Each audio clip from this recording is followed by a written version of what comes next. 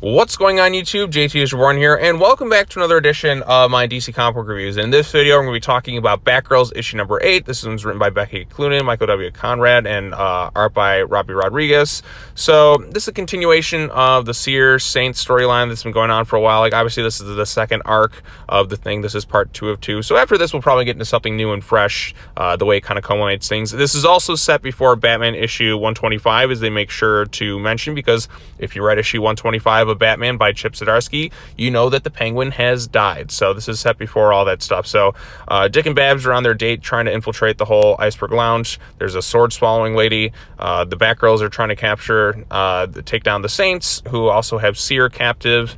There's a lot of Dick and Babs content in this issue, so if you're looking forward to that, like, there's a lot of flirting, and clearly these two would rather be off elsewhere, hooking up, but, you know, duty calls. So they get into some fights. Eventually they figure out where Seer's at, and they do save her life, and they get into some conflicts and fight different people. Seer stabs some dude. The way the storyline kind of ends, like, Babs is kind of like, she has a weakness for kids. Like, I mean, there's that compassionate side to her, and she's still trying to do the right thing. It's like, she's just a kid, doesn't know any better, even though Seer's done a lot of bad things, and she tries to, you know, be helpful for that. There is an escape route in the sewer that they all have to kind of go down, and Barbara, for whatever reason, has her back turned on this little girl who has clearly done a lot of stuff. And then she ends up getting pushed in, which is kind of comedic how it all ends. Like, I guess they sail down in the sewer. Like, does she not have a means to, like, use a back grappling hook to kind of go up and get Seer? But anyway, Seer is on the loose, so that's still something. The Batgirls still have their kind of conversations back at the place right there. We come to find that Babs is wearing Dick's underwear and shirt and all that, so she's like, oh, it's pretty comfortable. There's a little bit of a flirtatious text between the two of them. He shows up with Bitewing, and the issue kind of ends in a kiss. So if you like these two, there's some content for you in this issue. Like, that's kind of the main takeaway I got from this. The book itself, I've said this countless times, you got to kind of look at it a bit as kind of an Elseworlds thing with the way the characters are sometimes portrayed. They don't necessarily line up with the rest of the DC universe. It's definitely more, I guess, kid-friendly. Like, this is a more, like, kid-friendly book than a lot of other books at DC. So definitely geared more towards younger readers. But if you like your Nightwing and Batgirl content, I guess there's a lot of stuff in here for you. And like I said, I like those two characters together. Like, if I had to pick somebody that Dick Grayson or Barbara Gordon ended up together with, it would be like Dick and Babs.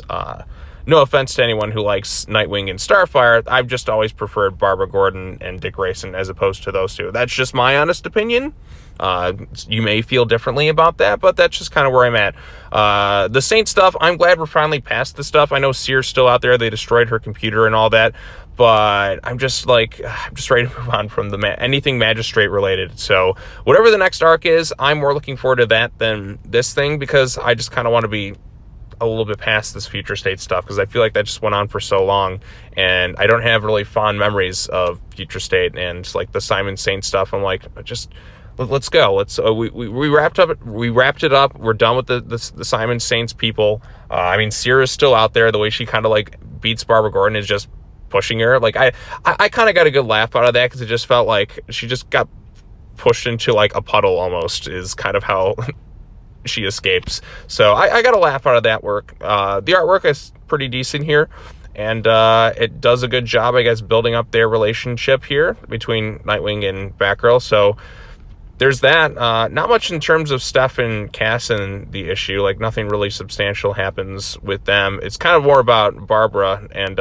Dick, with Cass and Steph kind of running backup for them, and being kind of the oracles of the issue, and just kind of getting into fights and stopping bad guys and that. So there's that. So yeah, like I said, not entirely focused on those. It's more about Babs and Dick in this particular storyline. You can see that's where the writer was more interested in focusing on. So yeah, I do have a theory that with Nightwing and Batgirl kind of appearing in each other's books, or at least Barbara Gordon, I feel like they're trying to build up to something big with those characters. So we'll see what kind of happens there.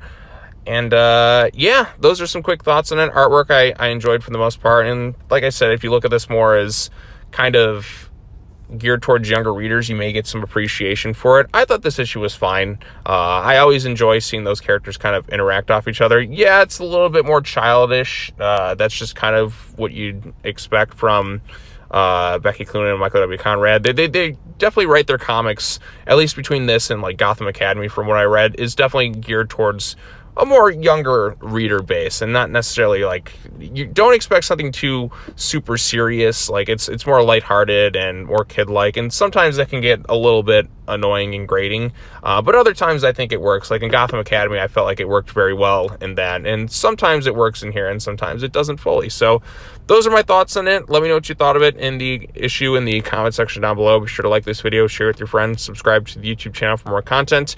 Hit that bell for notifications. Later on today, I'll be talking about the latest issue of Batman Urban Legends. I still just got to read it. So I talked about Dark Crisis, World Without a Justice League, and whatever that issue was. I don't know. I'm still just trying to wrap my head around what happened in that thing, because it just, without any real context, you're not sure how it fully connects to Dark Crisis and all that. So yeah, those are my thoughts on it. Tell me what you thought of this issue in the comment section down below, and be sure to come back later on today as I talk about Batman Urban Legends. So when I get to it. All right, well, that's all I got to say. As always, take care now. Bye-bye then, and I will see you all in the next video. Peace.